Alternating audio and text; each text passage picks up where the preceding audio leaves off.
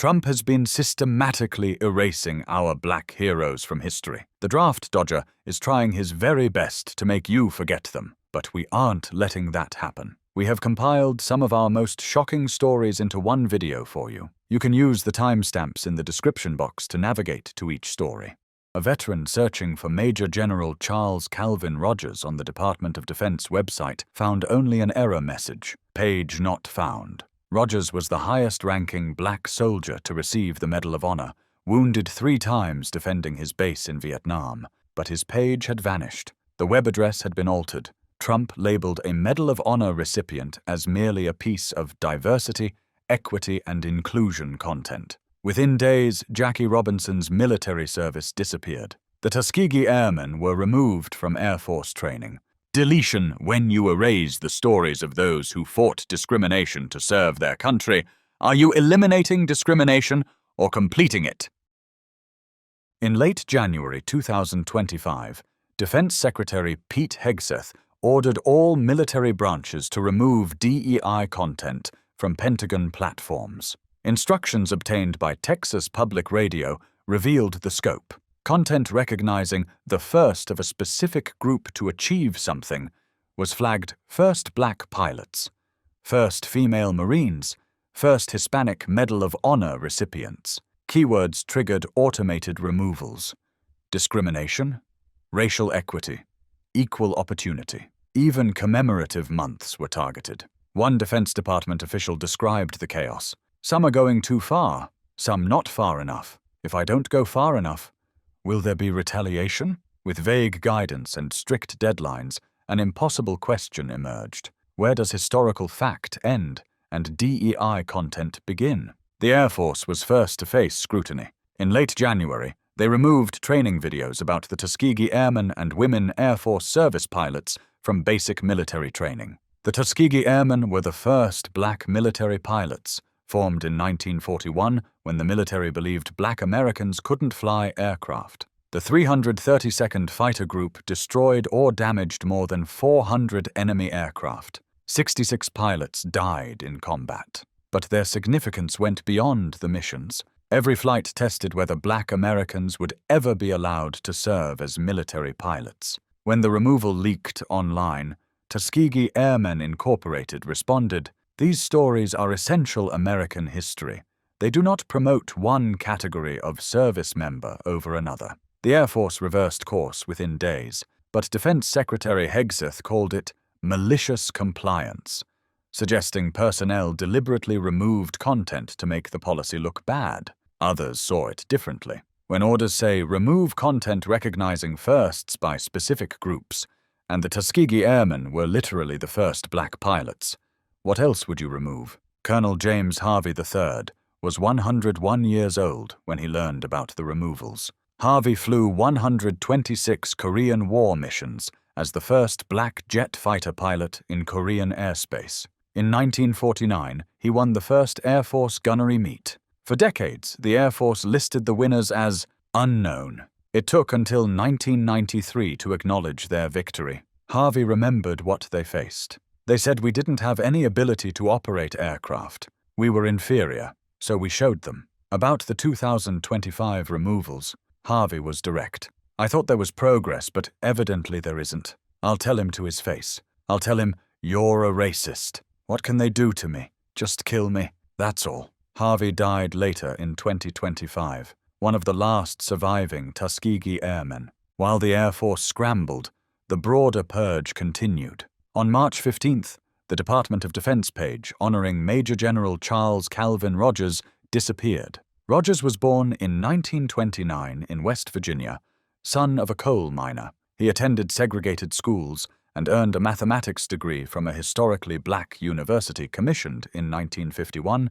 He joined an army that was still segregated. On November 1st, 1968, as a lieutenant colonel commanding an artillery base near the Cambodian border, North Vietnamese forces launched a massive assault. Rogers was wounded by an exploding round. He got up and led a counterattack. He was wounded again.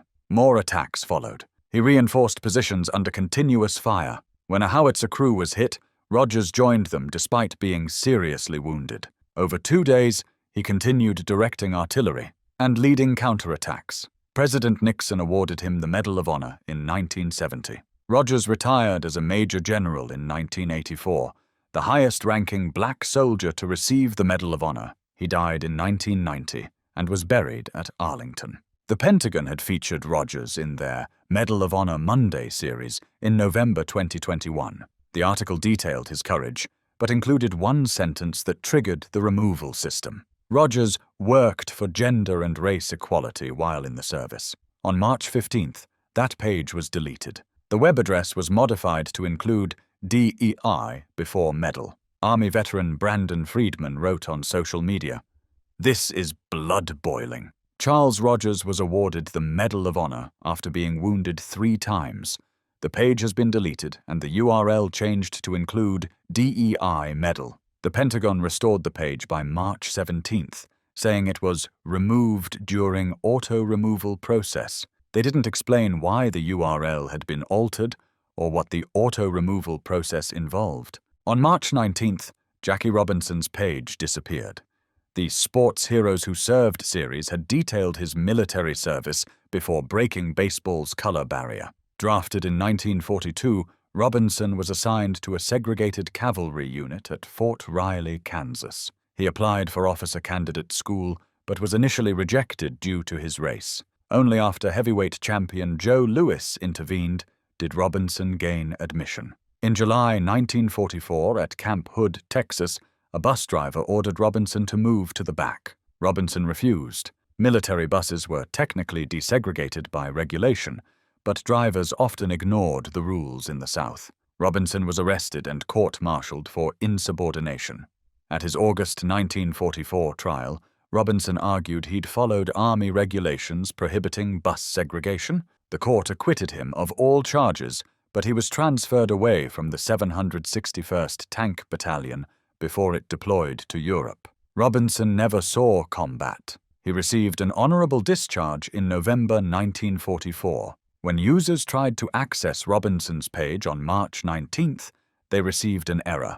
The letters DEI had been inserted into the web address. David Robinson, Jackie Robinson's son, issued a statement. "We were surprised to learn that a page featuring Jackie Robinson was taken down. We take great pride in his service as a soldier and sports hero. A recipient of both the Presidential Medal of Freedom and the Congressional Gold Medal, he is an American hero." The page was restored later that day. Pentagon spokesman John Uliot explained, "Everyone at the Defense Department loves Jackie Robinson, the Navajo Code Talkers, the Tuskegee Airmen, the Marines at Iwo Jima. We salute them for their heroic service.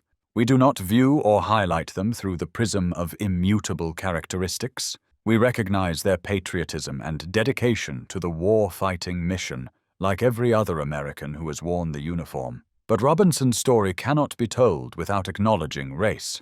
His refusal to move, his court-martial, his breaking of baseball's color barrier, these events were fundamentally about challenging racial discrimination. Removing race from Robinson's story doesn't make it universal, it makes it incomprehensible." The Associated Press obtained a Pentagon database listing items flagged for removal. More than 26,000 images, articles, and posts had been marked. Officials estimated the final count could exceed 100,000. The database revealed the automated nature of the purge and its absurd consequences. Photos of service members with the last name Gay were marked for deletion. Images of the Enola Gay aircraft were flagged because the file name included Gay. Photos of an Army Corps dredging project were marked because an engineer had the last name Gay. A photo of biologists was flagged because the caption mentioned recording fish, gender. Pages honoring the Navajo Code. Talkers were removed. Tributes to the 442nd Regimental Combat Team, the Japanese-American unit that became the most decorated while their families were imprisoned, disappeared. A Marine Corps official said they'd identified at least 10,000 items for removal. After review, 3,600 were deleted. The total didn't include more than 1,600 social media sites left dormant, with no one having administrative access. The Marine Corps had just one civilian employee handling the entire online purge. One person scrubbing years of content under a strict deadline. Arlington National Cemetery's website also removed pages highlighting Black, Hispanic, and female veterans. Pentagon officials defended the removals. Even after high-profile restorations, they made clear the campaign would continue. An official explained the impossible position. Remove too little, and you face accusations of slow rolling. Remove too much, and you face backlash. Automated systems searched for keywords, but algorithms cannot distinguish between promoting DEI and documenting history. A story about Tuskegee Airmen proving black pilots could fly contains words like black, discrimination, and first. To an automated system, it looks exactly like DEI content. To a historian, it's documentation of a significant moment. Lawmakers from both parties demanded explanations. Why were Medal of Honor recipients being erased? The responses were consistent. Removals were either mistakes to be corrected or necessary because content highlighted immutable characteristics. This created a paradox. The Tuskegee Airmen are extraordinary, precisely because of barriers they overcame. Removing context doesn't elevate their achievement. It strips away its significance. By late March, thousands of pages remained deleted. Tens of thousands of images stayed flagged, their fate uncertain. A Pentagon official told Texas Public Radio the review had been too hasty. The use of broad search terms flagged content containing words like diversity, first, black, Hispanic, women, or gay. The most troubling aspect wasn't high-profile cases that got restored. It was thousands of other pages that disappeared without anyone noticing. Local-based newspapers featuring Hispanic service members, deleted articles about first female Ranger School graduates, removed. Photos of black Marines from unit histories, possibly gone forever. No comprehensive list of deletions was made public. No systematic review ensured historically significant material wasn't lost. The Pentagon's own historians weren't consulted. Members of Congress demanded answers. How many pages deleted? What criteria were used? Who decided what stayed? Responses were unsatisfying. Removals complied with executive orders. Content was being reviewed. Mistakes would be corrected, but no list of deletions was provided. No clear criteria established. No timeline for restoration offered. The burden was on the public to notice and complain loudly enough. Famous service members whose deletions made headlines would be restored. Others would remain forgotten. The incident revealed a fundamental tension in how America remembers military history. The military wants to be seen judging people on merit alone. But that's ahistorical. For most of American history, the military did judge based on race and gender. Black Americans weren't allowed as officers or pilots. Women weren't allowed in combat. Integration was resisted fiercely. The modern military's diversity required overcoming systematic exclusion. You cannot celebrate that achievement while pretending exclusion never happened. The compromise position, apparently, is acknowledging discrimination when it's safely in the past, but removing any suggestion it required ongoing effort to overcome. The Tuskegee Airmen can be honored for being first black pilots because that's historical, but pages noting officers worked for racial equality in the 1960s, 70s, or 80s get flagged as DEI content.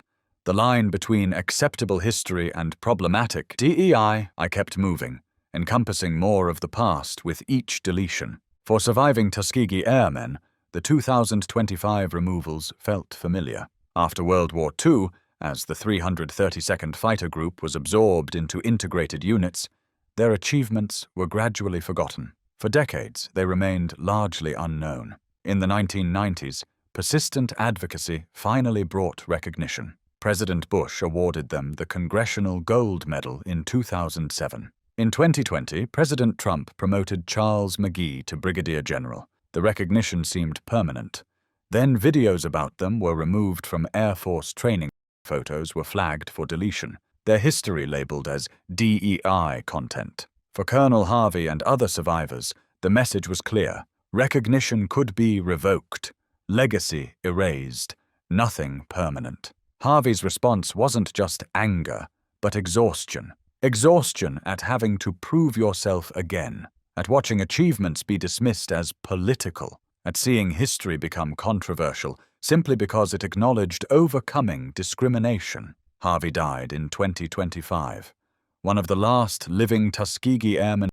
Future Air Force recruits might not learn about him, depending on whether content remains flagged as DEI. Pentagon officials insisted service members should be honored for dedication to the warfighting mission, not immutable characteristics. But what happens when that dedication requires fighting for the right to serve? The Tuskegee Airmen's dedication wasn't just flying missions, it was proving they deserved to fly. Women who graduated infantry training or ranger school weren't just completing courses, they were proving women could, opening opportunities for others. Service members who challenged discrimination weren't distracting from the mission. They strengthened it by ensuring the military could draw on all qualified personnel. Their fights against discrimination were part of their service. Removing documentation of those fights didn't honor them equally. It erased what made their service significant. The automated systems flagging content couldn't make these distinctions. An algorithm couldn't differentiate between first black pilot, historically, and first to implement DEI training as policy. Technology understood only keywords. Medal of Honor recipients were flagged alongside diversity modules, historical photos alongside promotional materials. With one civilian employee per service and strict deadlines, human review was superficial. The default was delete first, restore only after outcry. Digital content is fragile. When a web page is deleted from military servers, it's usually gone. The Internet Archive preserves some, but archived pages lose official status.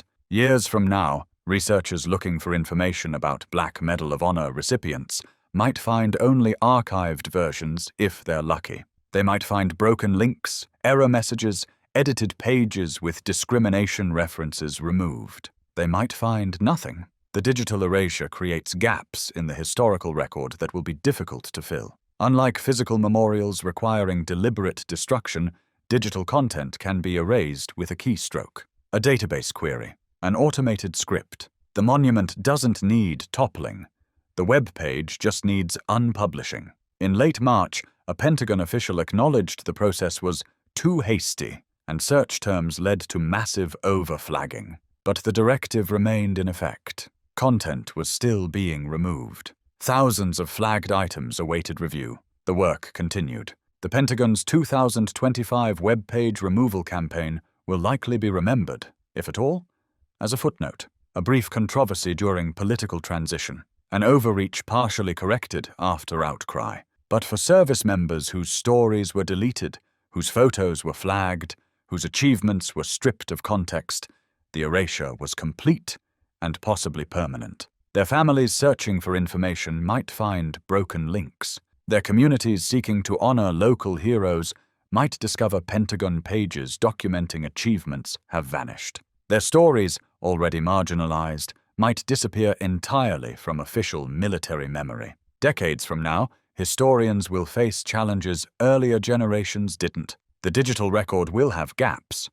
Context will be lost. Distinguishing between what was never documented and what was documented then deliberately erased will be nearly impossible. The deletions of 2025 won't be remembered as vividly as the discrimination they documented, but their effect will be similar. Service members who fought twice, once against the enemy, once for recognition, will be forgotten. The barriers they overcame will be erased, making achievements seem less significant. And the military will continue insisting it judges all equally, even as it systematically removes evidence of the times it didn't. When Colonel Harvey learned about Tuskegee Airmen content being removed, he must have felt time collapse. At 101, he'd proven Black Americans could fly combat aircraft. He'd won the Air Force gunnery meet against competition that assumed he'd fail. He'd seen achievements listed as unknown.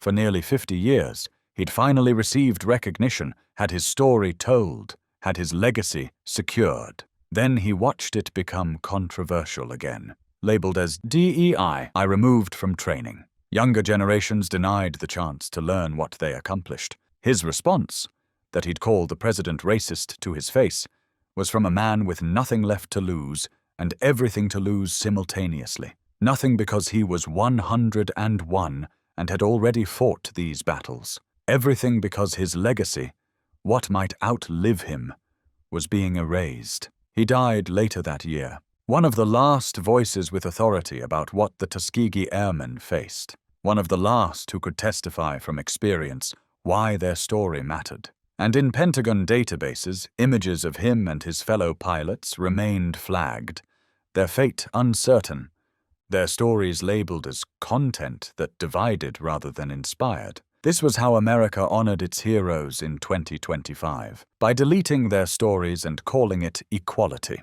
This will forever be Trump's legacy, no matter what happens from here. He's a man caught in so many webs, we cannot allow for this one to be forgotten. He chose to erase his so-called fellow Americans' histories. And for what? So much for being a president for the people.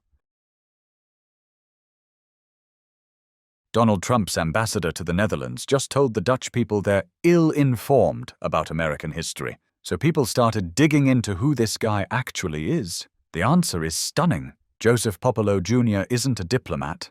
He's not a military expert. He's a businessman who donated nearly $3 million to Trump and Republicans in 2024, got nominated for ambassador 3 months later, and is now defending the erasure of black military history at a Dutch cemetery while insulting the people who've cared for American graves for 80 years. But here's what nobody's talked about yet. Who Joseph Popolo actually is, where that $3 million came from, what he did to earn it, and why Trump specifically chose him for this job. Because when you understand Popolo's background, when you see what he spent his career doing, the Margrethen controversy stops being surprising. So let's talk about the $3 million man.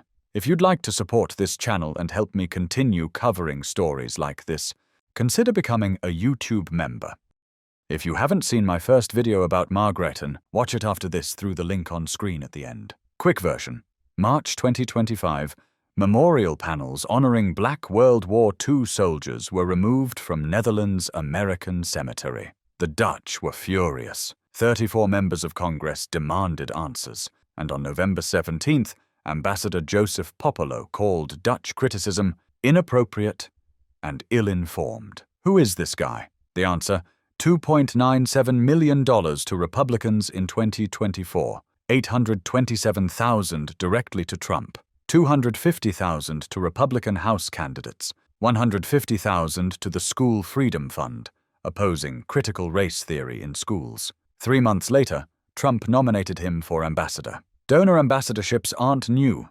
Every president does this. But here's what makes Popolo different. His entire career was in brand management, corporate image control, making companies look good when reality is uncomfortable. Joseph Popolo spent 20 years at Freeman Company, a global event marketing firm. You've never heard of them, but you've been to their events, trade shows, corporate launches, conventions. What they really do is brand experience, helping companies control public perception. Popolo wasn't just working there, he ran it. President from 2001 to 2008, CEO from 2008 to 2019. Under his leadership, Freeman became the world's leading live event brand experience company. Here's why that matters. When you spend 2 decades teaching companies how to control their narrative, how to present the best image, how to make sure uncomfortable truths don't interfere with the brand message, you start seeing everything through that lens.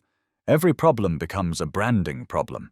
Every uncomfortable truth becomes something to manage, minimize, or remove. That's Popolo's expertise.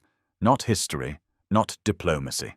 Brand management. So when Trump needed someone to defend removing panels about segregation, someone who would dismiss Dutch concerns, someone who would see black military history as a PR problem rather than truth worth preserving, Popolo's resume was perfect. And this is where Trump's strategy becomes clear. Because Popolo isn't the exception in Trump's second term, he's the template. Trump has systematically appointed people whose entire career philosophy is manage the narrative, control the message, dismiss uncomfortable truths. It's not just about erasure. It's about who Trump chooses to do the erasing. Look at the pattern across Trump's administration. At the Pentagon, Defense Secretary Pete Hegseth spent his career as a Fox News host. someone whose entire professional identity was shaping how audiences perceive military issues, not understanding the complex reality of military affairs. His expertise isn't in defense policy, it's in defensive messaging. When he issued the Identity Month's Dead at Department of Defense directive, banning Black History Month.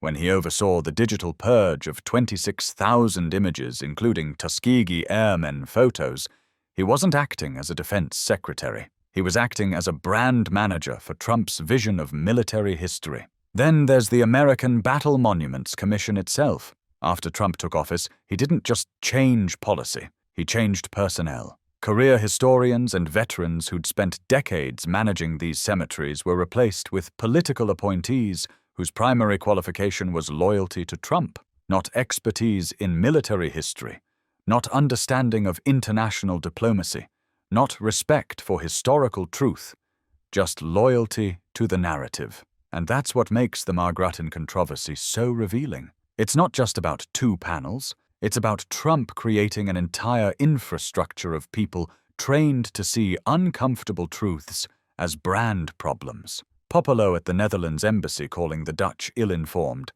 Hegseth at the Pentagon purging Black history from military websites, the ABMC refusing to respond to congressional inquiries. They're all reading from the same playbook, the brand management playbook. Control the narrative, dismiss critics, protect the image. Trump learned this from decades in real estate and reality television. You don't succeed in those industries by acknowledging uncomfortable truths. You succeed by controlling the message, by creating a version of reality that serves your interests, by dismissing anyone who challenges that version as fake news, as ill-informed, as inappropriate. Trump applied that to his businesses, then to his presidential campaign, then to his first presidency. And now, in his second term, he's applying it to American history itself.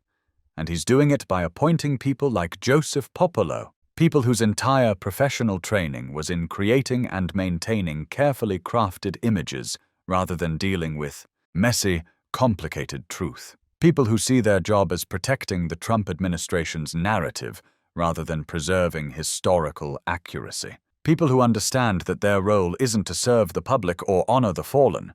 It's to serve Trump's vision of what America should be, even if that vision requires erasing what America actually was. In 2019, Popolo left Freeman and founded Charles and Potomac Capital, a private investment firm. He also invested in Ondas Holdings, eventually getting 19% ownership and a board seat. Ondas owns an Israeli defense company with $14 million in military contracts. During his Senate confirmation, Popolo acknowledged this could be a conflict of interest. The Netherlands hosts the International Criminal Court, which has issued warrants for Israeli officials. He said he'd seek ethics guidance. It shows how Popolo approaches public service. He's not a career diplomat. He's a businessman who sees everything, including ambassadorships, as opportunities to be managed. Let's talk about those donations. Because the $3 million wasn't just one check to Trump, it was strategic. During the 2024 primary, Popolo gave over $200,000 to DeSantis. He donated $150,000 to Americans for Prosperity, which endorsed Nikki Haley. Then, when Trump solidified his lead in January 2024, Popolo shifted. By October, he'd given $827,000 to Trump. He wasn't just supporting Trump. He was investing in whoever would win. That's the business mindset. Diversify early, go all in once it's clear, but that $150,000 to the School Freedom Fund reveals the most. The group opposes teaching about systemic racism. They frame acknowledging historical discrimination as divisive ideology. Popolo funded groups that want racism removed from education. Then he became ambassador and defended removing it from a military cemetery. The pattern isn't coincidental. It's ideological. Freeman doesn't just set up trade show booths. They create brand experiences, environments where every detail is controlled to create the right impression. That's legitimate business in the corporate world. But military history isn't a brand. War cemeteries aren't corporate events. Dead soldiers aren't products. And acknowledging discrimination isn't a PR PR crisis. It's historical fact. But when your career has been creating positive brand experiences, you apply that framework to everything, including history. To Popolo, the Margrattan panels weren't history to preserve. They were negative brand messaging to remove. They made America look bad. They highlighted uncomfortable truths. They were poor brand experience, so they had to go. When the Dutch objected, Popolo responded exactly like a brand manager. He dismissed criticism. He called it ill-informed. He defended the company line. That's not diplomacy. That's damage control. When Trump offered Popolo a choice of 5 countries, he chose the Netherlands for one reason. Freeman had European operations there. He'd traveled there on business. That was it. Not because he understood Dutch history or valued the relationship.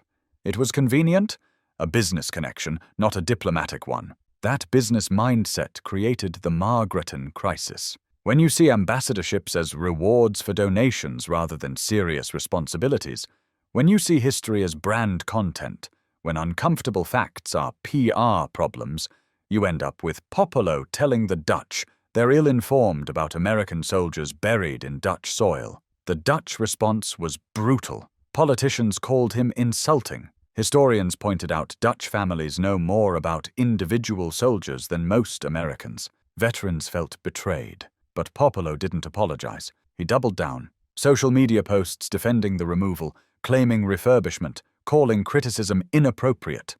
That's brand management 101. Never admit fault. Control the narrative. Stay on message. It works in corporate PR, not in diplomacy. Because in diplomacy, relationships matter more than messaging. And allies who've tended your dead for 80 years deserve more than corporate speak. But Popolo isn't a diplomat. He's a brand manager playing diplomat, doing exactly what Trump appointed him to do. The Netherlands has done more to honor American dead than America has. Every grave at Margrattan has been adopted by a Dutch family since 1945. Every single one. They research soldiers' lives, learn their birthdays, visit regularly, maintain contact with American families. Some for 80 years across generations. They do this because they're grateful, because American soldiers liberated them from Nazi occupation. The Dutch know these soldiers' stories better than most Americans. They've researched, tracked down families, preserved memories for 80 years without asking for anything except honest remembrance. And Joseph Popolo called them ill-informed. He dismissed their concerns as inappropriate. He treated people who've devoted lives to honoring American dead as ignorant critics to be managed. That reveals how Popolo sees his role. He's not there to build relationships. He's there to defend Trump's narrative, manage criticism, control the brand message, even if it means insulting allies and defending erasure. After Popolo's November 17th visit, Representative Cleaver's letter arrived November 24th. It asked specifically whether the removal was due to Trump's anti-DEI executive order. That's a trap. Say yes, they admit political motivation. Say no, they're lying to Congress. So they chose silence. The ABMC still hasn't responded. 34 members of Congress demanded answers about erasing black military history, and the agency simply won't reply. That's stonewalling. And it works because Popolo is publicly calling criticism ill-informed, giving cover to ABMC's silence. That's brand management at the governmental level. Control the spokesperson, discredit critics, never admit fault. The Black Liberators Foundation now has the panels. They're seeking permanent display on Dutch soil outside American jurisdiction. When they find it, something remarkable will exist. Walk into the cemetery. See the sanitized American version. Walk outside the gates. See the truth. 2 versions of history, feet apart. One controlled by a government afraid of uncomfortable truths. One preserved by allies who refuse to forget. That split exists because Trump appointed a brand manager as ambassador. Someone who sees black soldiers' segregation as a brand problem. Someone who donated $3 million and got a diplomatic post. Someone who treats uncomfortable truths as PR crises. But let's be clear about why this matters beyond Margrattan. Because what Trump has done with Popolo he's doing across the entire government. And it reveals something fundamental about how Trump approaches not just history, but accountability itself. When Trump appoints people whose entire professional identity is manage the narrative, he's not just filling positions. He's creating a buffer between himself and consequences. Think about it. When the Margareton panels were removed, Trump didn't personally order it. His executive order created the framework. The Heritage Foundation filed the complaint.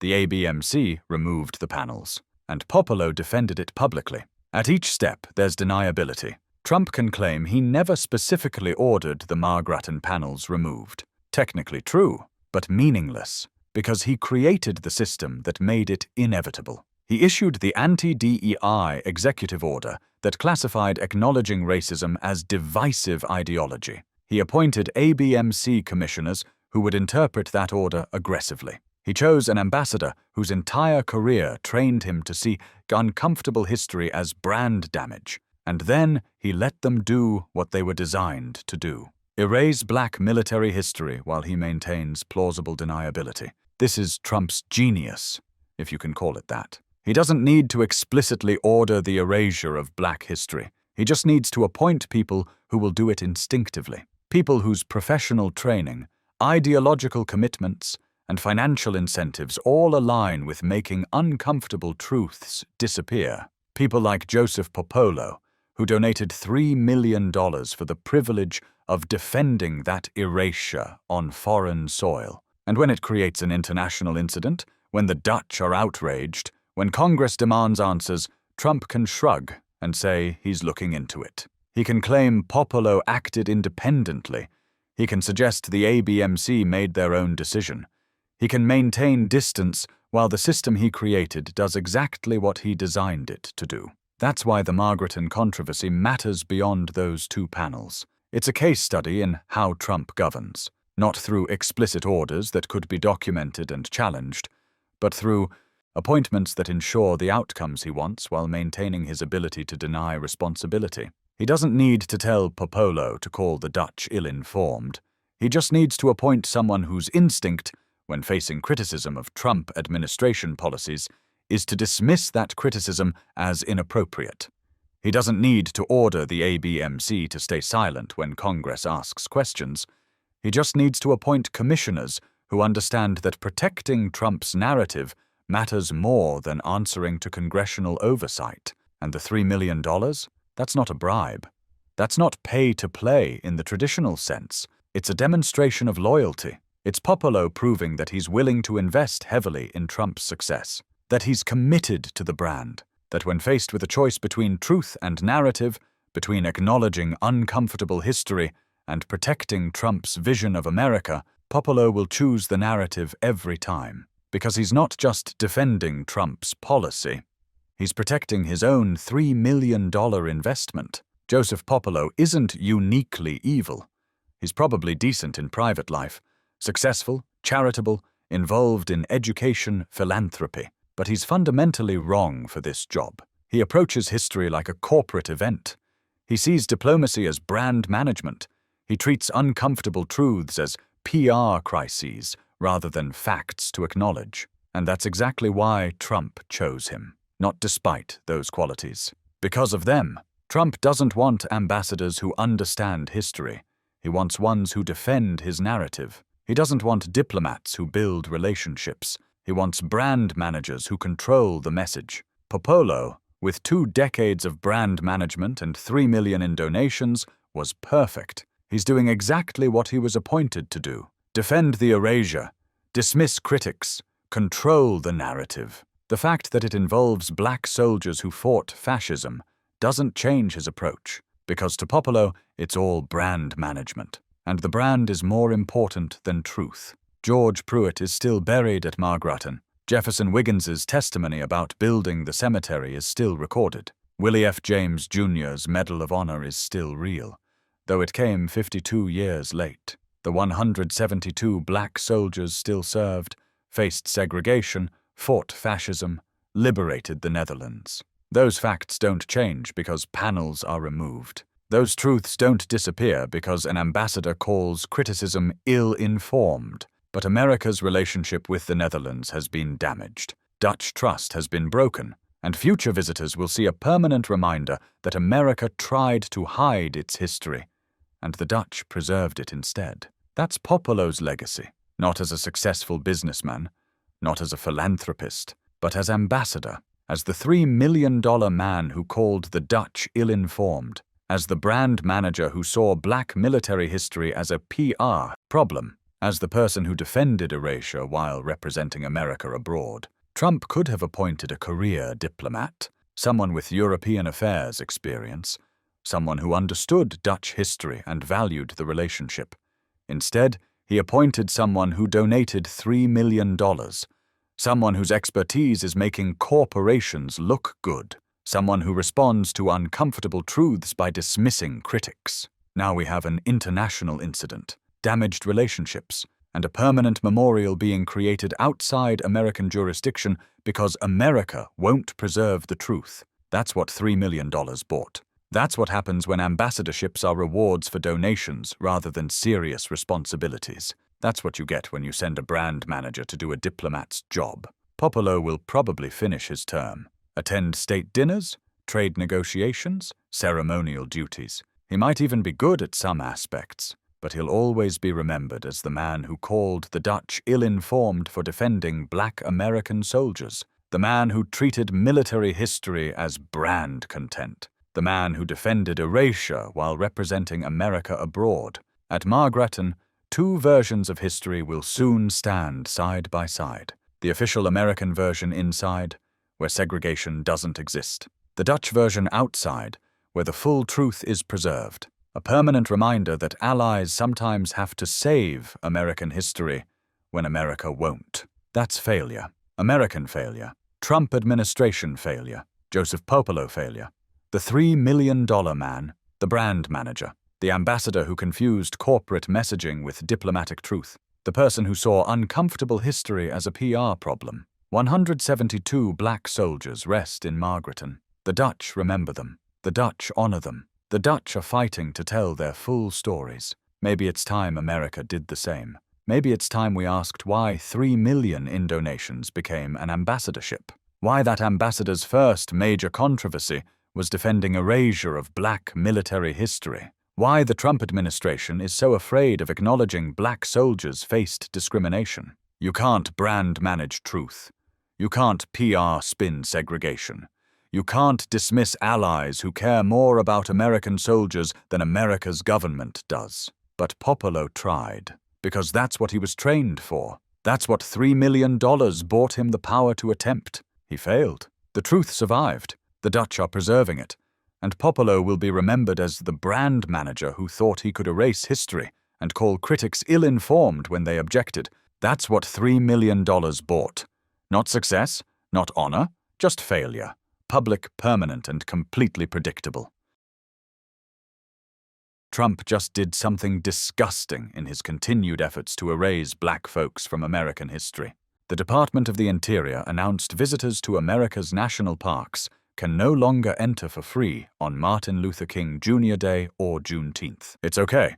They replaced it with June 14th. Does this date ring any bells? Well, it's President Donald Trump's birthday. The irony was lost on no one. The parks that black soldiers literally built with their own hands would now charge black families on the days meant to honor their freedom and their heroes. This is the story of how America's national parks were created by segregated black regiments, segregated against black visitors for decades, and are now being used to erase black commemoration from the American calendar. It's a story that repeats across more than a century. Black soldiers doing the work, black families being excluded from the result, and black history being systematically removed from national memory. In 2018, only 6% of visitors to national parks identified as black. Black Americans made up just under 7% of the park's permanent full-time workforce. The history of exclusion had created what National Park Ranger Shelton Johnson called a culture of exclusion, one that persists today. Johnson is the only permanent black National Park ranger serving at Yosemite. He has dedicated his career to bringing the Buffalo Soldier's story to life, educating countless visitors about the contributions of Black Americans to park history. He has appeared in Ken Burns's documentary series on national parks. He even convinced Oprah to camp at Yosemite in 2010 to help connect Black Americans to their national parks. Johnson often performs interpretive programs while dressed in the traditional Buffalo Soldier cavalry uniform. If Martin Luther King Jr. were alive today, Johnson has said, he would be first and foremost to say we as a people need to go to Yellowstone. We need to go to the Grand Canyon.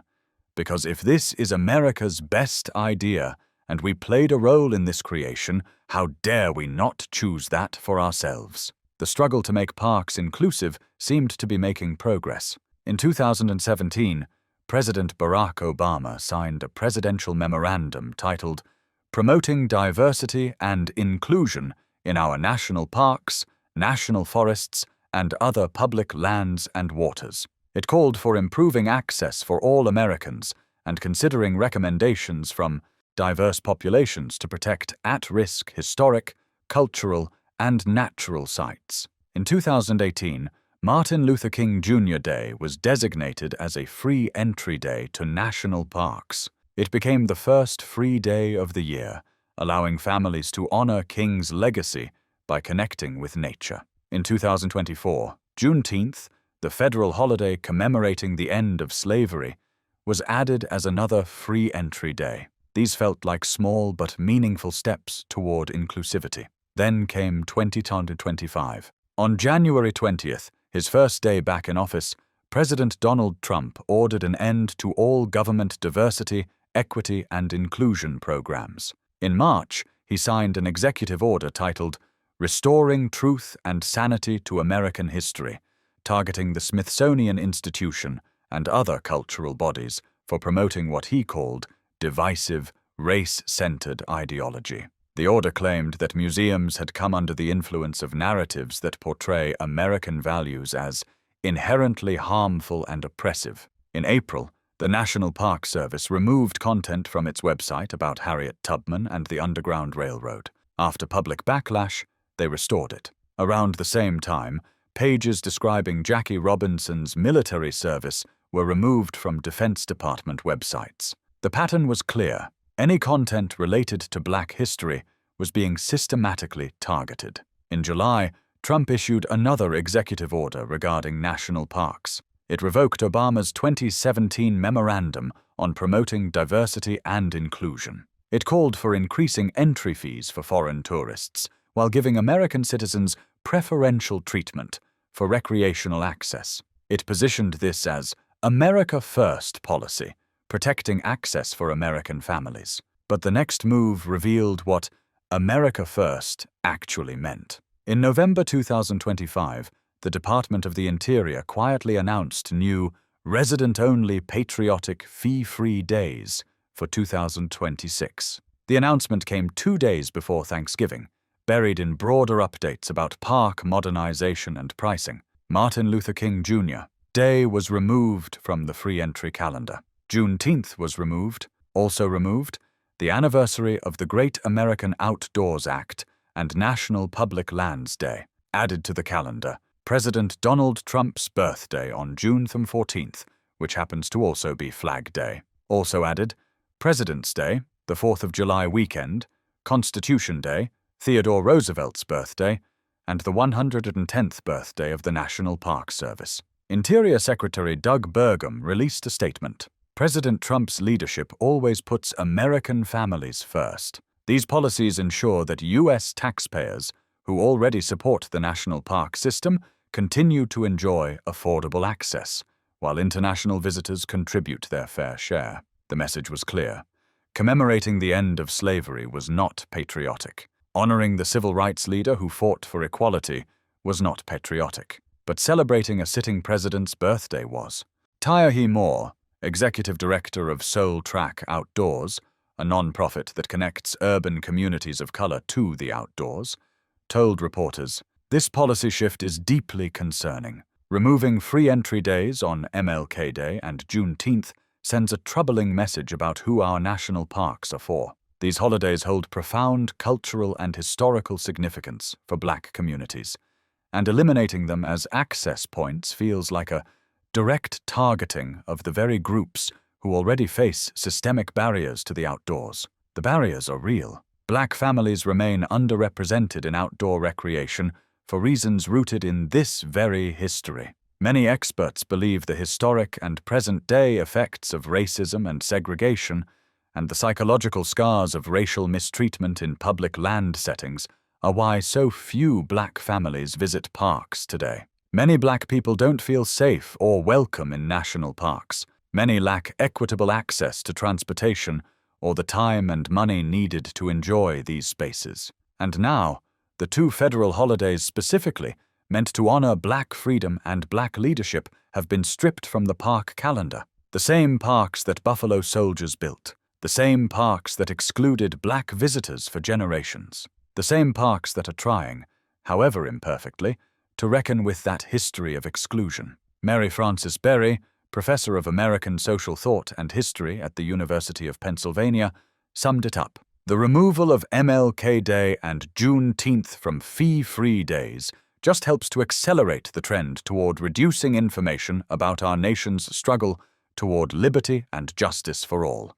And all this as we prepare to celebrate the Declaration of Independence. The timeline is complete now. In 1899, Black soldiers built the parks. In the 1930s and 1940s, Black families were told those parks had no facilities for them. In 2025, Black holidays were removed from the calendar of days those parks could be visited for free. The erasure is not subtle. It's systematic. Let's take a step back and understand the history. Summer, 1899. Approximately 500 soldiers from the 24th Infantry and 9th Cavalry departed from the Presidio in San Francisco. They rode around the bridgeless Golden Gate, through California's Central Valley, and up into the Sierra Nevada mountains. Their destination was Yosemite, a prized assignment that soldiers within the ranks called the Cavalryman's Paradise. These men were Buffalo Soldiers, members of the segregated Black regiments formed after the Civil War, and they were about to become America's first park rangers. Before the National Park Service existed, before the iconic ranger hat and badge became symbols of American conservation, there were just soldiers protecting vast wilderness from poachers, timber thieves, and arsonists. The U.S. Army administered Yosemite and Sequoia from 1891 to 1913. Congress had created these national parks, but provided no budget to protect them. Farmers and shepherds ran roughshod over the land, knowing the trails into the sequoia groves long before anyone else. They grazed their sheep illegally, damaged natural resources, and stripped timber from protected forests. The solution was to deploy the Buffalo Soldiers. Captain Charles Young commanded Troop 1 of the 9th Cavalry. At the time, he was the highest-ranking Black officer in the United States Army, the same Charles Young who would later be medically retired in a racist scheme to prevent him from becoming the Army's first Black general. But in the summer of 1899, Young led his men into Yosemite, and he was moved by what he found. He wrote that the Sierra Nevada would convince even the least thoughtful man of the needfulness of preserving these mountains. Young wasn't just a military commander. He was a lover of ecology who made suggestions to the Department of Interior on how to preserve native plants and prevent hillside erosion. Under his watch, not a single poaching incident occurred. He initiated negotiations with private landowners surrounding the park to sell their land to the government, expanding protected territory for future visitors. In 1903, when President Theodore Roosevelt traveled to San Francisco to visit Yosemite, the 9th Cavalry served as his official escort, a historic honor for Young and his men. By 1903, Young was named acting superintendent of Sequoia National Park, the first Black American to hold such a title. That same summer, his men completed more work projects than all previous years of military administration combined. The infrastructure they built still exists today. The Buffalo Soldiers constructed the first usable wagon road into the giant forest of Sequoia National Park, where some of the oldest and largest trees on the planet grow. That road eventually became the General's Highway, They cut a trail to the summit of Mount Whitney, at 14,505 feet, the tallest peak in the contiguous United States. In Yosemite, they created an arboretum along the South Fork of the Merced River, widely considered the first marked nature trail and museum in any national park. These men built America's park system with their own hands. They blazed trails, constructed roads, created maps, extinguished fires, monitored tourists, evicted illegal grazers, and kept poachers and loggers away from protected lands. They did all of this while facing the same racism they encountered everywhere else in America. The irony was brutal. These soldiers protected natural beauty in a country that did not embrace them. They worked to preserve lands for all Americans at a time when most Americans didn't consider them fully human. They faced harassment and attacks even while wearing their military uniforms. The diplomatic skill required to remain professional in the face of constant oppression was extraordinary. After Young died in 1922 while serving in Nigeria, he was buried at Arlington National Cemetery with full honors. Years earlier, during his time at Sequoia, locals had wanted to name a giant sequoia after him. Young, in an act of characteristic humility, insisted they wait 20 years to see if they were still interested. They waited. In 2004, nearly 100 years later, the Colonel Charles Young tree was dedicated. Having stood tall and resilient for thousands of years, the tree became a symbol of his enduring legacy. Except America has a way of forgetting the contributions of black people, even when those contributions are literally carved into the landscape. By the 1930s and 1940s, as the modern state and national park system expanded, a new problem emerged.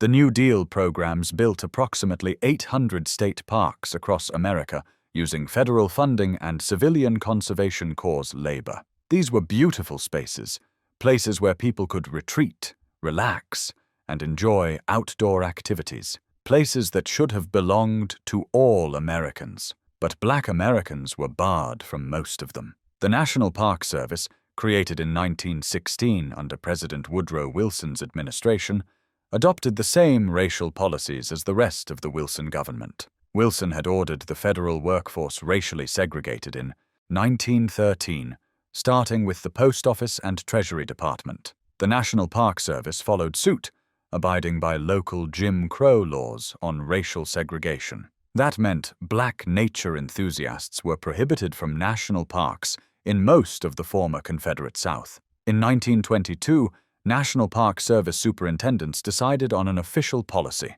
We cannot openly discriminate against black Americans, but they should be told that the parks have no facilities for taking care of them. This was the language of bureaucratic exclusion, official indifference designed to keep black families away without explicitly violating federal law. By the 1930s and 1940s, the situation became codified. Through a gentleman's agreement, the National Park Service committed to operate parks according to state laws and customs, including segregation.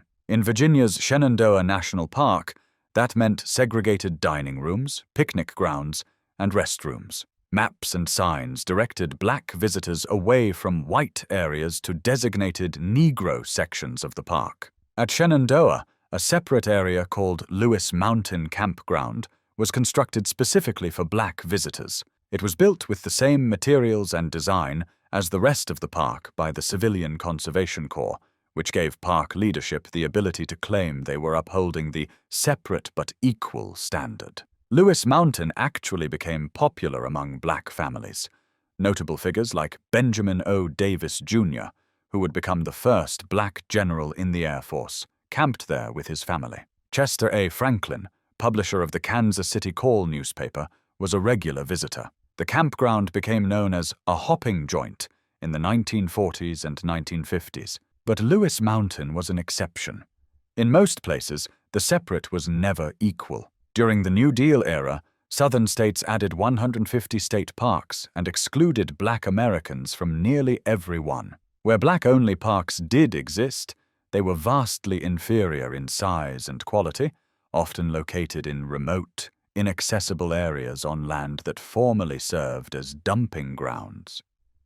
By 1952, Black Americans had access to just 12 of the 180 state parks across 9 southern states. Geographic and historian William O'Brien documented that Black Americans would need to travel considerable distances to find a park that would welcome them, and many would need to leave their states entirely to find access. White families typically could find a park within 50 miles of home. This wasn't just about recreation. This was about dignity, about whether Black families, including Black veterans returning from World War II, Black soldiers who had liberated Europe from fascism, could take their children to see the giant sequoias that their grandfathers had helped protect, whether they could camp in Yosemite, where Buffalo Soldiers had served as the first rangers, whether they could hike Mount Whitney, where Black soldiers had cut the first trail. The answer was no, or at least not without humiliation.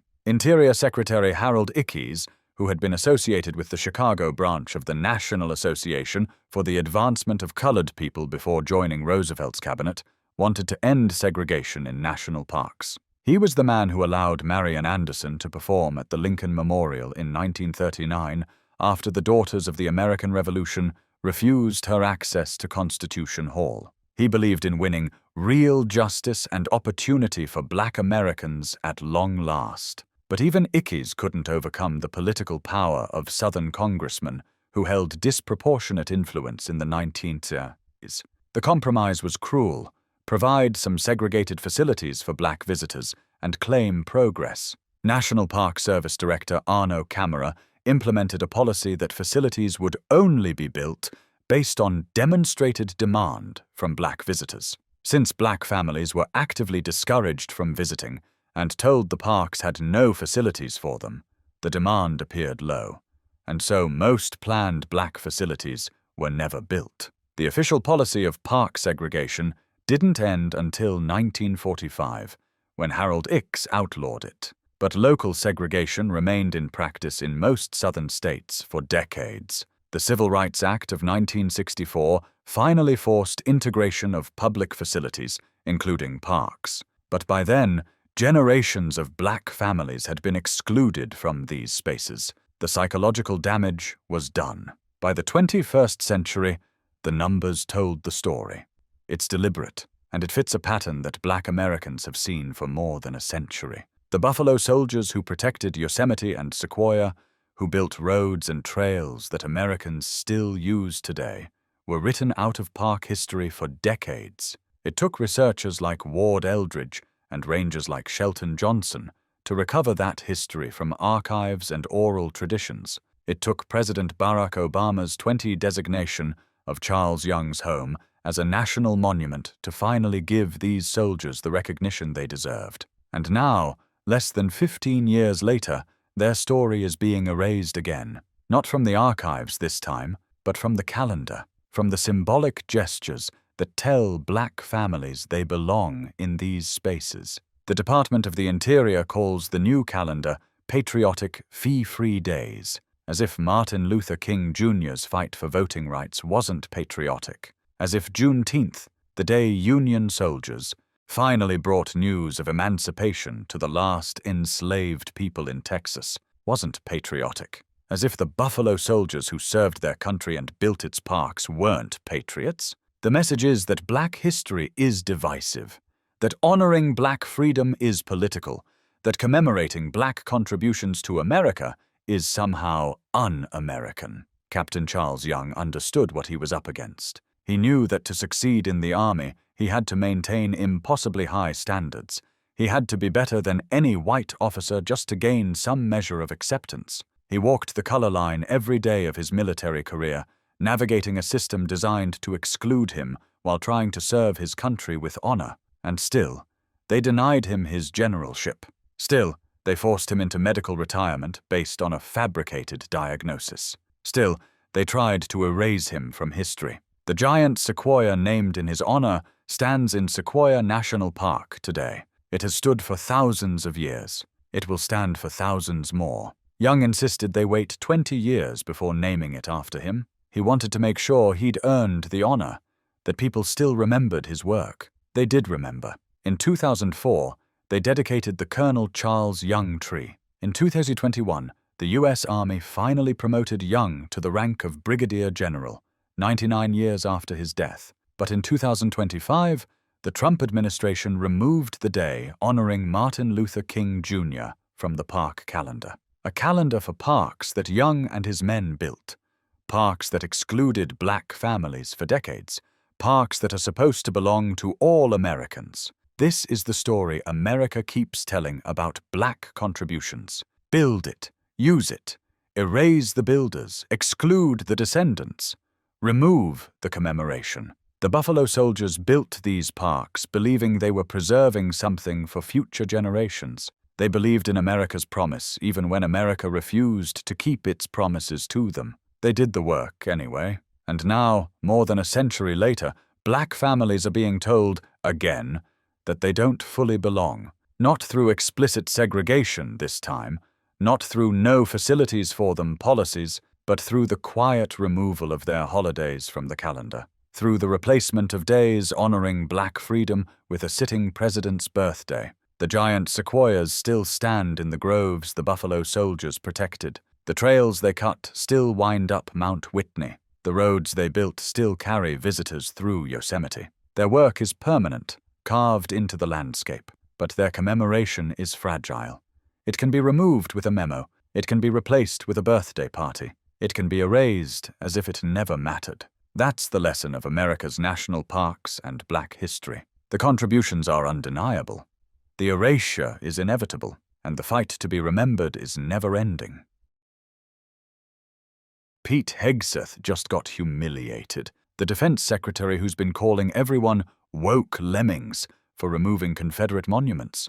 The same guy who's been erasing black soldiers from World War II history. He just announced he's spending $10 million to restore a Confederate monument at Arlington National Cemetery. A monument that features an enslaved woman holding a white officer's baby. A monument that shows an enslaved man following his master to war. And he's doing it while simultaneously removing memorial panels honoring actual black American heroes who liberated Europe from fascism. The hypocrisy is staggering, the priorities are clear, and the backlash is brutal. On August 5, 2025, Defense Secretary Pete Hegseth announced on social media that the Confederate Memorial at Arlington National Cemetery would be restored and reinstalled. The monument had been removed in December 2023 on the recommendation of the Congressional Naming Commission, a bipartisan panel created by Congress specifically to remove Confederate symbols from military property. I'm proud to announce that Moses Ezekiel's beautiful and historic sculpture, often referred to as the Reconciliation Monument, will be rightfully returned to Arlington National Cemetery, Hegseth posted on X. Then came the attack. It never should have been taken down by woke lemmings. Unlike the left, we don't believe in erasing American history. We honor it, woke lemmings. That's what Hegseth called the Bipartisan Congressional Commission. That's what he called everyone who believes that a monument glorifying slavery doesn't belong at America's most sacred military cemetery. But here's where the humiliation comes in. While Hegseth was calling people woke lemmings for removing a Confederate monument, his own Pentagon was actively erasing black soldiers from history. Not Confederate soldiers who fought against America, black American soldiers who fought for America, who liberated Europe, who faced discrimination while serving their country. Those soldiers were being erased, while Confederate symbols were being restored. Let me be specific about what's happening at Arlington. The monument Hegseth is restoring isn't some neutral historical marker. It's a 32-foot bronze monument commissioned by the United Daughters of the Confederacy in 1910, designed by Confederate veteran Moses Ezekiel, and dedicated by President Woodrow Wilson in 1914. Woodrow Wilson, the president who reimposed racial segregation in federal civil service, the president who screened Birth of a Nation, the pro-Ku Klux Klan film, at the White House. He dedicated this monument at the height of the Jim Crow era, when Confederate monuments were being erected across the South specifically to reinforce white supremacy and intimidate black Americans. The monument itself is remarkable for its propaganda. At the top stands a bronze woman representing the South. Below her is a frieze showing Confederate soldiers and ants. Prominently featured are two enslaved people. One is described on Arlington's own website as a mammy holding the baby of a Confederate officer. The other is an enslaved man following his master to war. These aren't neutral depictions, they're lost cause mythology in bronze. The idea that enslaved people were loyal to their masters, that they willingly supported the Confederacy, that slavery was benign. This is the sanitized, romanticized version of slavery that was promoted during Jim Crow to justify continued oppression of Black Americans. The monument also features coats of arms of states that weren't even part of the Confederacy. Maryland's coat of arms is featured, even though Maryland never seceded. This was deliberate. It was meant to make the Confederacy look larger, more legitimate, more supported than it actually was. Historical propaganda, literal fake news in bronze. When the Congressional Naming Commission examined this monument in 2022, they didn't mince words. They called it a nostalgic, mythologized vision of the Confederacy, including highly sanitized depictions of slavery. They recommended removal, not because they were woke lemmings, because they were historians who understood what this monument actually represents. Retired Brigadier General Ty Seidel, who served as vice chair of that commission, was even more direct. "This is the cruelest monument I've ever seen because it's pro-slavery, pro-segregation, anti-United States. It's not a reconciliation monument. It's a Confederate monument, and it's meant to say that the white South was right and the United States of America was wrong." That's what Pete Hegseth is spending $10 million to restore. A pro-slavery, pro-segregation monument that glorifies people who fought against the United States. And he's calling anyone who opposes this restoration woke lemmings. The monument was removed on December 20th, 2023, under Defense Secretary Lloyd Austin. That removal was the result of years of work. In 2020, after George Floyd's murder, Congress voted to create the Naming Commission. President Trump, in his first term, vetoed the bill. Congress overrode his veto. That's how strongly lawmakers felt about this. It wasn't partisan, it was bipartisan. Republicans and Democrats agreed that Confederate symbols had no place on military property. Defense Secretary Lloyd Austin, the first Black defense secretary in American history, implemented those recommendations, including the removal of the Arlington Confederate Memorial. And then, Pete Hegseth undid it all with a social media post calling everyone involved woke lemmings. But here's where the humiliation really begins. Hegseth's announcement came at the worst possible time. Just one day earlier, on August 4th, the National Park Service announced they were restoring the Albert Pike statue in Washington, D.C. Albert Pike was a Confederate general.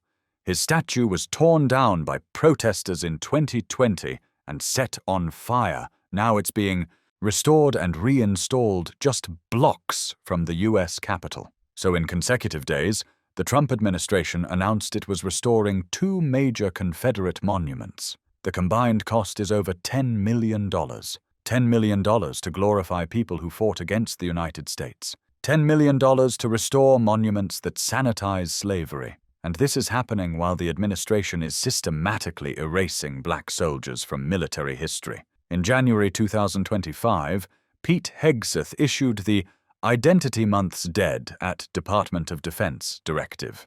It banned Black History Month. It classified acknowledging the history of segregation and discrimination as divisive ideology. In March 2025, the Pentagon began a digital purge. 26,000 images were flagged for deletion from Defense Department websites and social media. Among them were photos of the Tuskegee Airmen, documentation of Black soldiers' service, images from Black History Month events. Also in March 2025, two memorial panels were removed from Netherlands American Cemetery in Margraten. One honored George Pruitt, a Black soldier who drowned trying to save a comrade 1 month after World War II ended. The other told how Black soldiers faced segregation while fighting fascism. Those panels were removed. The Dutch were outraged. The U.S. ambassador called their criticism inappropriate and ill-informed. In June 2025, 7 Army bases had their names changed. Bases that had been renamed in 2023 to honor black soldiers were renamed again. Fort Johnson, named for Sergeant William Henry Johnson of the Harlem Hellfighters, changed. Fort Gregg Adams, named for Lieutenant General Arthur Gregg, the Army's first black three-star general, and Lieutenant Colonel Charity Adams, commander of the only all-black female battalion in World War II, changed back to Fort Lee. The pattern is clear. Black soldiers honored by Democrats are erased. Confederate symbols removed by Democrats are restored. Black History Month banned. Tuskegee Airmen photos deleted. Memorial panels removed. Confederate monuments reinstalled at Arlington. And Pete Hegseth calls anyone who objects woke lemmings. The backlash isn't just coming from Democrats. It's coming from military historians, veterans organizations. Even some Republicans are uncomfortable with this, because defending a monument that shows enslaved people as loyal to the Confederacy is hard to spin as honoring history. Senator Tim Kaine of Virginia pointed out the obvious contradiction. We're removing panels about black soldiers who actually served America, while restoring monuments to people who fought against America. That's not honoring history. That's choosing which history to honor. Retired Brigadier General Ty Seidul didn't hold back. The idea of putting that monument back up is just wrong. This is not some woke thing. It's the will of the American people that Secretary Hegseth is going against. And now Hegseth's job is on the line. The Confederate monument announcement came at possibly the worst time for him politically. He was already facing questions about his leadership at the Pentagon, already dealing with scrutiny over other controversial decisions, already fighting to maintain credibility with lawmakers who have to approve Pentagon budgets and confirm military appointments. The Confederate monument restoration gave his critics ammunition. It gave moderate Republicans cover to distance themselves. It gave Democrats a clear example of exactly what they've been warning about. This isn't abstract policy debate anymore. This is $10 million for a pro-slavery monument while black soldiers get erased. That's concrete. That's defensible. That's something lawmakers can point to when they're asked whether Hegseth should remain in his position. Reports are now circulating that Trump administration officials are quietly discussing whether Hegseth can survive this, not because Trump disagrees with restoring Confederate monuments, but because Hegseth's execution was so clumsy, so blatant, so impossible to defend without explicitly endorsing the lost cause mythology. Trump likes plausible deniability. Hegseth gave him none, just a direct, woke lemmings attack that connected Trump's administration explicitly to Confederate monument restoration while black military history was being systematically erased. That's not the kind of culture war fight Trump typically picks. He usually prefers dog whistles over megaphones, implications over explicit statements, plausible deniability over direct declarations. Hegseth eliminated all of that with one social media post, calling everyone woke lemmings for opposing a monument that shows enslaved people as loyal to their masters. And now Hegseth is finding out what happens when you make yourself the face of something even Trump wants to maintain distance from. When you turn a quiet policy of erasing black military history into a loud declaration that Confederate monuments deserve $10 million while black soldiers get nothing. When you eliminate the administration's ability to deny what they're actually doing, the cost is particularly galling. $10 million to restore a Confederate monument. Meanwhile, the Margrattan panels that were removed cost nothing to restore. They're already made. They're in storage with the Black Liberators Foundation. They could be reinstalled immediately, but they won't be, because they acknowledge that black soldiers faced discrimination. And acknowledging discrimination is classified as woke ideology by this administration. Let's talk about the reconciliation framing. Hegseth keeps calling this the Reconciliation Monument. That's spin. The monument was officially known as the Confederate Memorial. It was commissioned by the United Daughters of the Confederacy. It was designed by a Confederate veteran. It was dedicated by a pro-segregation president. Calling it a reconciliation monument doesn't change what it is. Real reconciliation would mean acknowledging the truth, that the Confederacy fought to preserve slavery, that Confederate soldiers were traitors who killed United States soldiers, that the lost cause mythology was propaganda designed to justify continued oppression of black Americans. Real reconciliation would mean honoring the people who actually fought for America. Like the black soldiers at Margareton whose memorial panels were removed, like Sergeant William Henry Johnson, whose name was stripped from Fort Johnson, like Lieutenant General Arthur Gregg and Lieutenant Colonel Charity Adams, whose names were removed from Fort Gregg Adams. But that's not what Pete Hegseth means by reconciliation. What he means is restoring the Confederate version of history, the version where the South's cause was noble, where slavery was benign, where black people were happy in bondage.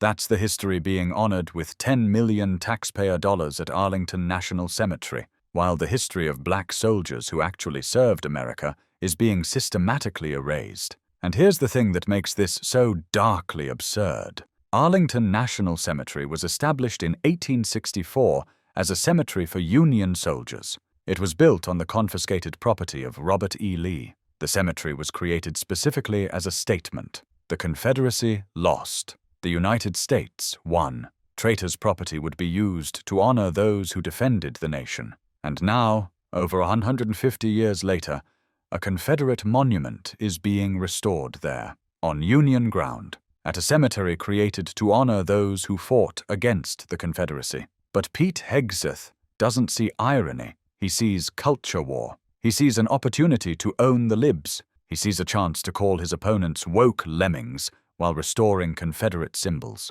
What he apparently doesn't see is how this looks to everyone else. How spending $10 million to glorify people who fought to preserve slavery, while erasing black soldiers who fought to end fascism, reveals exactly what this administration values. The humiliation isn't just about the monument. It's about the priorities. They'll spend $10 million on a Confederate monument, but they won't preserve memorial panels about black soldiers. They'll restore statues to traitors who killed American soldiers, but they'll remove the names of pioneering black generals from military bases. They'll ban Black History Month, but they'll honor Confederate history. And Pete Hegseth calls anyone who objects woke lemmings. But here's the problem for Hegseth. The lemmings metaphor doesn't work the way he thinks it does. Lemmings, according to the popular myth, follow each other blindly off cliffs.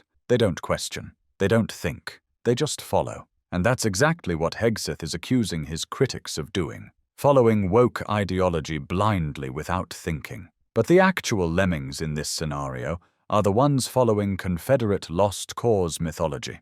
Blindly. The ones who restore monuments without questioning what those monuments represent. The ones who spend $10 million glorifying slavery because Trump said Confederate symbols should be honored. The ones who erase black military history because acknowledging discrimination might hurt feelings. Pete Hegseth called his critics woke lemmings, but he's the one following Trump off a cliff. And the humiliation is that everyone can see it. The historians see it. The veterans see it. The Dutch see it.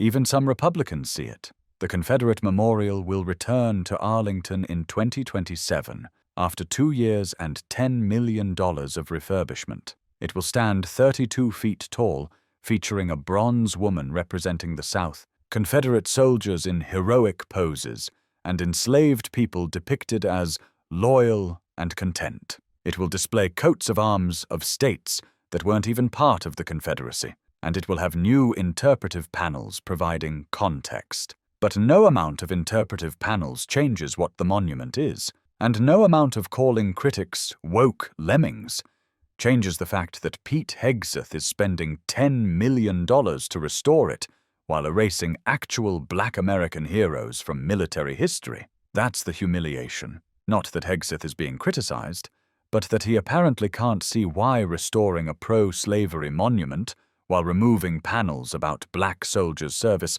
reveals exactly what he values. He can't see why spending $10 million to glorify the Confederacy while banning Black History Month sends a clear message about priorities. Or maybe he can see it.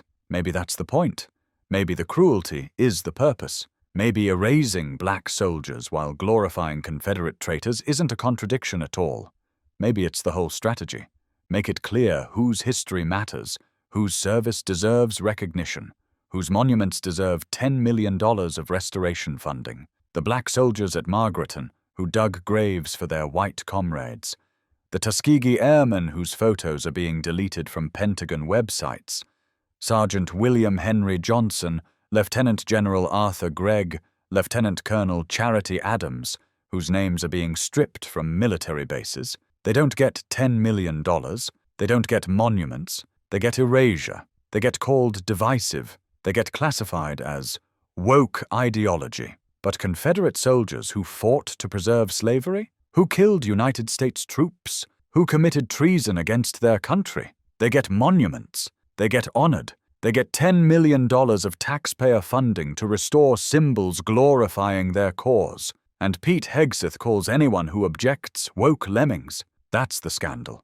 That's the humiliation. That's what this administration has chosen to fight for. Confederate monuments over black soldiers' memory. Lost cause mythology over historical truth. $10 million for traitors while heroes are erased. The monument will return to Arlington in 2027.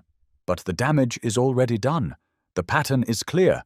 The priorities are obvious. The values are revealed. Black soldiers erased. Confederate monuments restored. Black History Month banned. Tuskegee Airmen deleted. Memorial panels removed. Confederate statues reinstalled. And calling critics woke lemmings doesn't change any of that. It just makes the humiliation worse, because it shows that Pete Hegseth either doesn't understand why people are outraged or doesn't care. Either he can't see the contradiction in erasing black heroes while glorifying Confederate traitors, or he sees it perfectly and considers it a feature rather than a bug. The Confederate Memorial returns to Arlington in 2027. The memorial panels to black soldiers at Margretton remain removed. $10 million spent. Heroes erased. Traitors honored. And Pete Hegseth calling everyone else lemmings, following Trump's orders off the cliff of credibility. That's what happens when you spend more energy defending Confederate monuments than honoring the black soldiers who actually served America. The woke lemming attack went wrong, because it revealed more about Pete Hegseth than it did about his critics, and that revelation is damning. Trump just successfully erased America's greatest black soldiers to honor white supremacists. On December 8th, there was a chance to save them, but the Republican Congress and Mike Johnson pathetically caved to Trump's veto threat, allowing him to strip all recognition from Medal of Honor recipients permanently. Let's start with what just happened.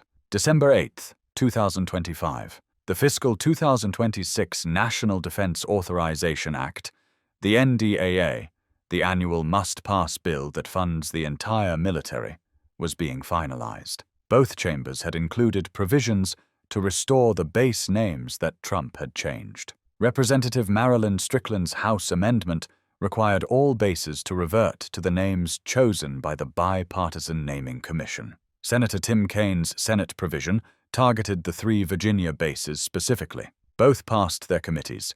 Both made it into the compromise bill that armed services leaders from both parties agreed upon.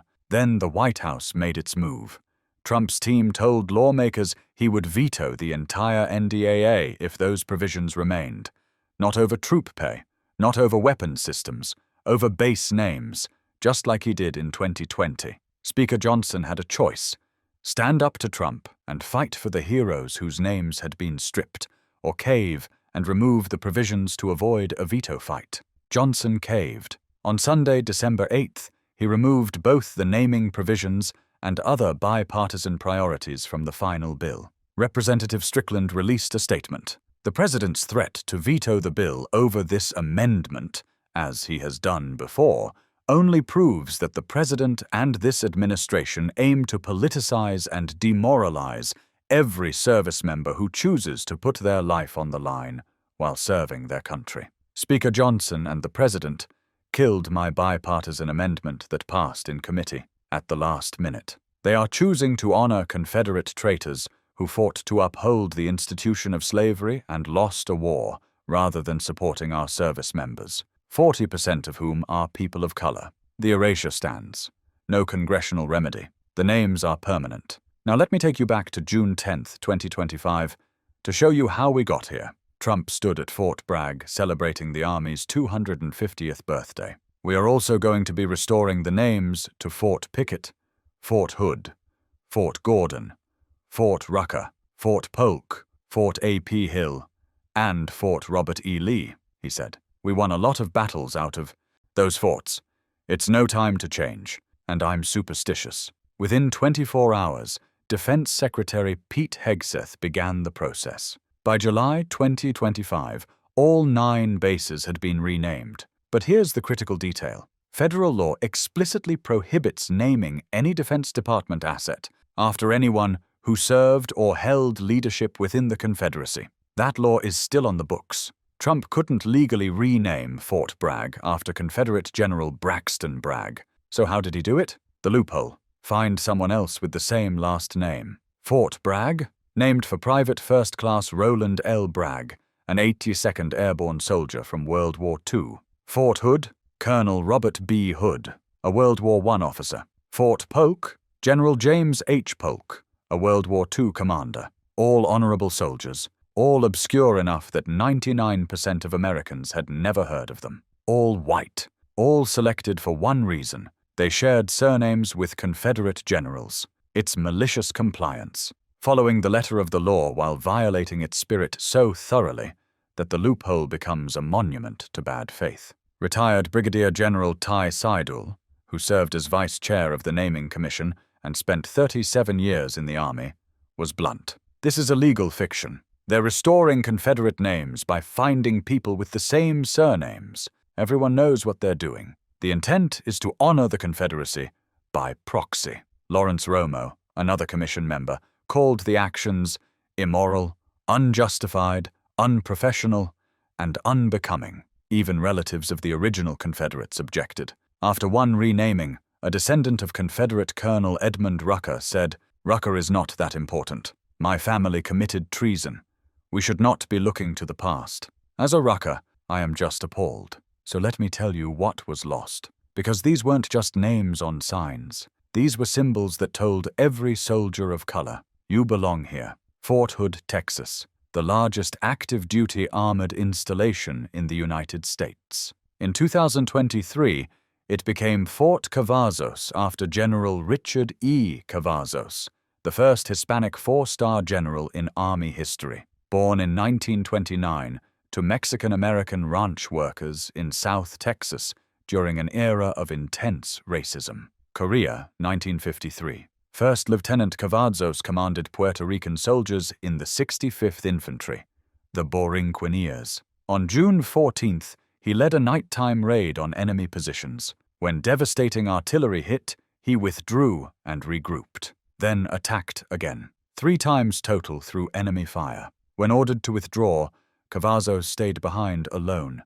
searching for missing men. He found 5 wounded soldiers and evacuated them one by one under fire, then went back. 4 more trips into enemy territory, searching for casualties. Only when every man was accounted for did he allow treatment of his own wounds. For this, he received the Distinguished Service Cross. In Vietnam, 1967, as a lieutenant colonel, he earned a 2nd Distinguished Service Cross, moving among troops under fire, directing counterattacks, refusing to leave until every enemy position was destroyed. Cavazos rose to 4-star general, commanding 3rd Corps and Forces Command. He retired after 33 years.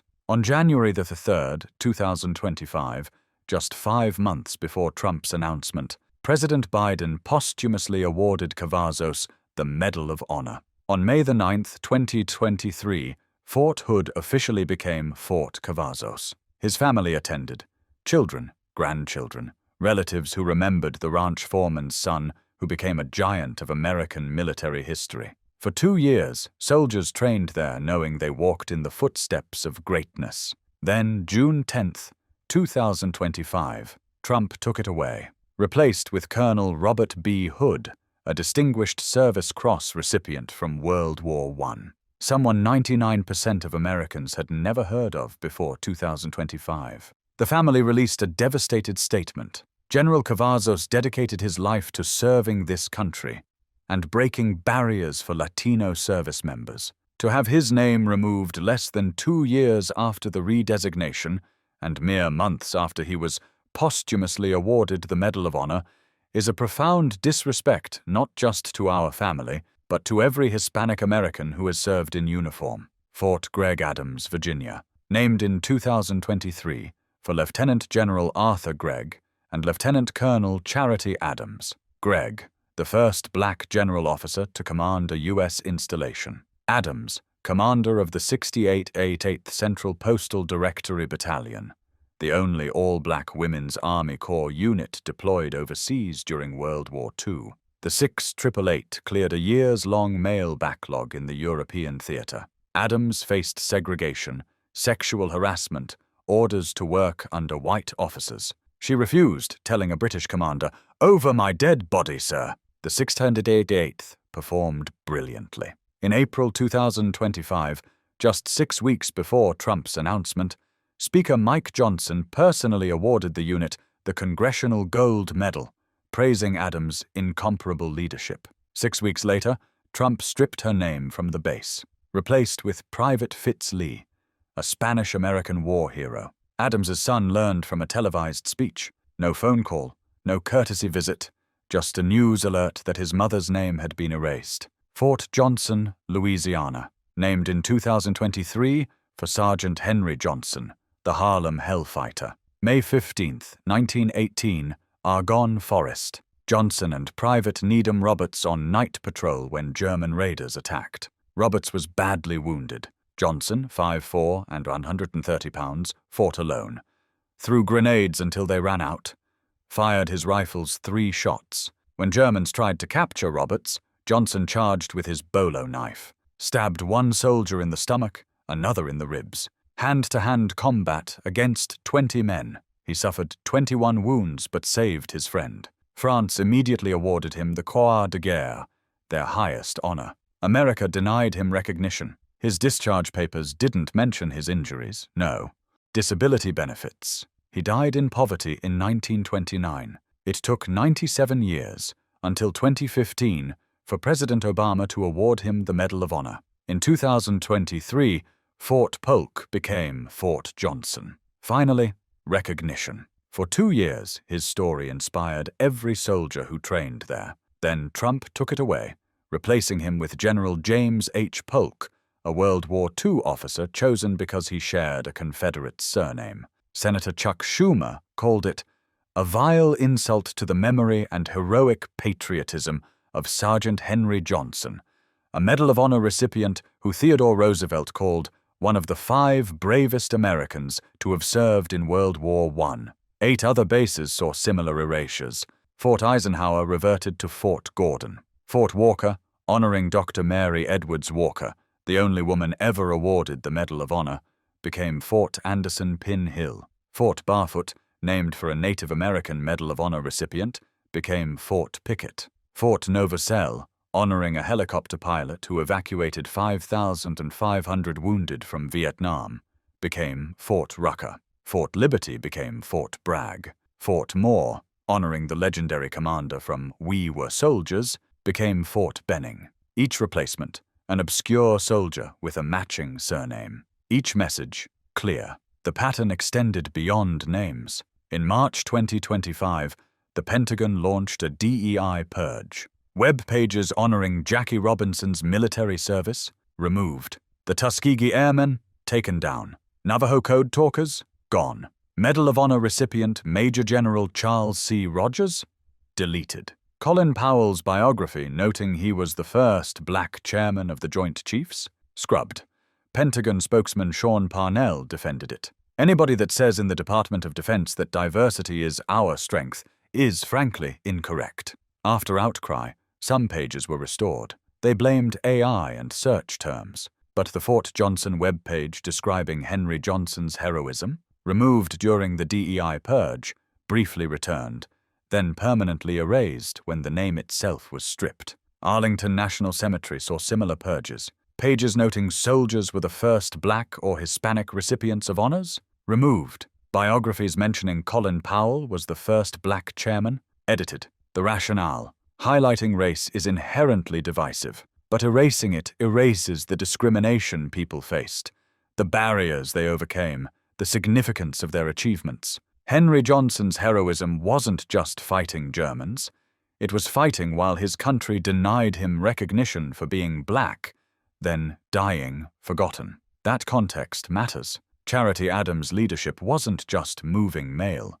It was proving black women could command, excel, refuse subordination. That context matters. Trump claimed this was about tradition and unit cohesion. At Fort Bragg, he said soldiers identify with base names, that changing them disrupts morale. Defense Secretary Hegseth echoed this at his confirmation hearing. The problem? Nobody asked the soldiers, the naming commission did. They visited every base, held public forums, solicited input from service members and communities. They found support for change. Soldiers identified with their units and missions, not the name on the gate. The commission's report. Soldiers and veterans overwhelmingly emphasized that their pride and identity derive from their unit, their comrades, and their service, not from the name of the installation. Black service members especially found Confederate names offensive. One black sergeant at Fort Hood told the commission, "Every time I drive through that gate, I'm reminded that this place was named for someone who fought to keep my ancestors enslaved. That's not tradition. That's humiliation." Here's the hypocrisy. Trump vetoed the 2020 NDAA, claiming changing names would disrupt morale and disrespect tradition. Then in 2025, he changed the names again. If changing names disrupts unit cohesion, it disrupts it whether you're honoring black heroes or echoing Confederates. If tradition matters, then the 2 years Fort Cavazos existed should matter. If respecting history is important, then Cavazos' Medal of Honor, awarded months before Trump stripped his name, should matter. But none of that mattered, because unit cohesion was never the point. The point was erasing recognition of black service. The financial cost reveals the bad faith. The original renaming, mandated by Congress, completed in 2023, cost $40 million across 9 bases. Everything: signs, letterhead, maps, systems, patches. A one-time investment to move forward. Trump's reversions will cost nearly as much. Fort Polk alone spent $1.3 million to become Fort Johnson. The reversion cost $300,000. Multiply across 9 installations. Add administrative burden, database updates, reprinted materials. Total, approaching $30 million. To bring back names that echo the Confederacy. To erase recognition of black, Hispanic, Native American, and women soldiers. To send a message. But the real cost is human. LULAC, the League of United Latin American Citizens, issued a strong condemnation. National President Roman Palomares. This reversal erases our place in history and is an insult to every Latino who has worn the uniform with honor. Reversing the decision to name a base after General Cavazos sends a dangerous message that our contributions can be discarded when politically inconvenient. We will not stand by quietly. From Killeen, Texas, LULAC District Director Ana Luisa Tapia. This redesignation is a thinly veiled attempt to mask the prejudice that still infects our systems. It is not about honoring Colonel Hood. This is about dishonoring General Cavazos and the millions of Latinos who have served this nation. Now we're back to December 8, 2025. Congress had the chance to fix it. The House Armed Services Committee had passed Strickland's Amendment 3027, with 3 Republicans crossing over. The Senate included Kane's provision. Both made the final compromise. Bipartisan support, then Trump's veto threat, and Johnson's capitulation. Representative Adam Smith, ranking member of House Armed Services, released a statement about how a number of issues were handled by the Speaker and the White House during final negotiations, disregarding input from committees of jurisdiction and forcing in provisions without four-corner agreement. Johnson directed the exclusion of several issues that have bipartisan and bicameral support, including the base names. So here we are. 9 bases carrying names that echo the Confederacy. $40 million spent to move forward, $30 million to move back. Heroes erased, families devastated, and as of 2 days ago, no congressional remedy. Trump used a loophole. Johnson caved. The erasure is permanent. Unless the next Congress acts, unless public pressure forces change, unless families sue. But let's be clear about what this is. This isn't about respecting military tradition. Preserving history means acknowledging all of it. Teaching that bases were named after Confederates during Jim Crow to intimidate black soldiers. Understanding that Henry Johnson died forgotten because racism was institutional. Recognizing that Charity Adams had to fight her own military. Erasing the names of those who overcame that history isn't preserving it. It's repeating it. It's saying, your service mattered, but not enough. It's saying, we'll recognize you when convenient. Strip that recognition when it's not. It's saying, tradition means what we want it to mean. And right now, it means echoing the Confederacy. Symbols matter. When a young black kid in Texas considers joining the army and sees Fort Cavazos, he thinks, they value people like me. When a young Latina learns about Charity Adams, she thinks, I can lead. When anyone learns the military honors those who broke barriers despite discrimination, it tells them they belong. That's what the Naming Commission achieved. That's what Trump erased. And he did it publicly at Fort Bragg, with a smirk, calling it a gift to my friends. The subtext, these are my people. They understand. The people who don't appreciate it? Soldiers of color, families of honored dead, civil rights organizations, historians. Anyone who understands moving forward means reckoning with the past, not resurrecting it. In 1919, Henry Johnson led the victory parade through New York City. Thousands celebrated him.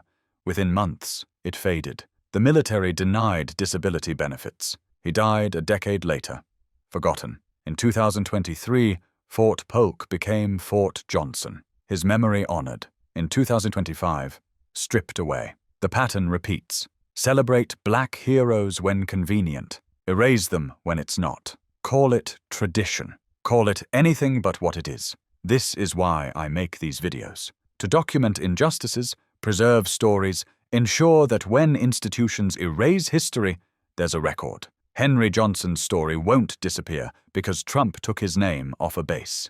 Richard Cavazos' heroism doesn't diminish. Charity Adams' leadership isn't erased. Their stories endure because people fight to tell them.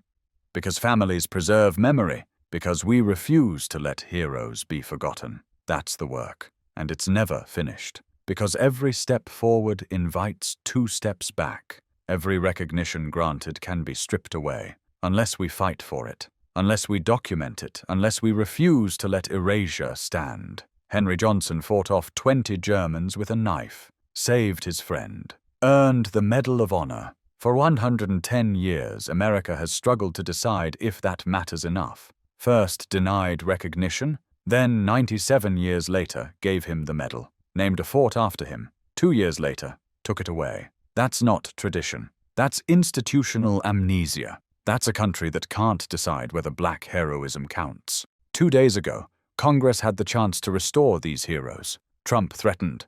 Johnson caved. The erasure stands. 9 bases, 9 heroes erased, and a message sent to every soldier of color. Your service matters, but your recognition doesn't. Not permanently. Not when tradition, their tradition, not yours, reasserts itself. That's the story. That's what happened in 2025, and that's what we can't let stand.